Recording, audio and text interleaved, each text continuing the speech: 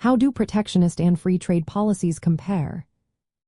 Imagine a world where countries build walls around their markets or open wide gates for everyone to come in. That's the core difference between protectionist and free trade policies. Let's explore how these two approaches shape economies and societies. Protectionist policies are like putting up barriers to keep foreign goods out.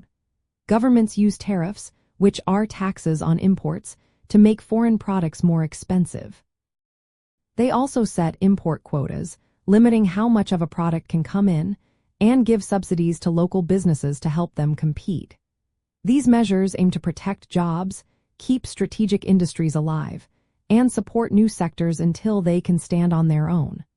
For example, a country might impose tariffs on imported steel to protect its domestic steel industry from cheaper foreign competition. Protectionism can help preserve traditional jobs and ensure national security by safeguarding key industries.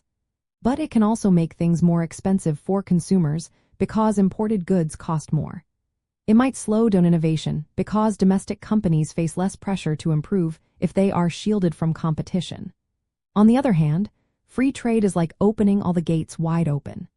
It relies on market forces and competition to decide what gets produced and sold.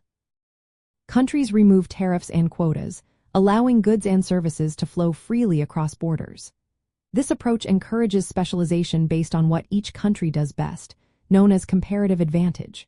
For example, a country with a lot of farmland might focus on agriculture, while another with advanced technology focuses on electronics. Free trade usually results in lower prices for consumers, more choices, and can boost economic growth by expanding markets. It also promotes innovation because companies must compete globally.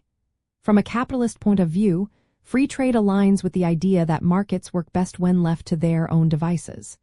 It helps capital and goods move to where they are most productive, increasing overall wealth.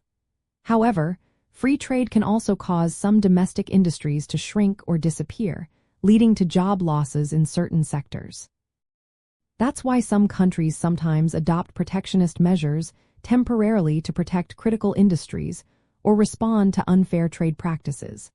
In the end, protectionist policies aim to shield local interests but can lead to higher costs and less efficiency. Free trade encourages open markets and competition, which can drive growth and innovation but may also cause disruption in vulnerable sectors.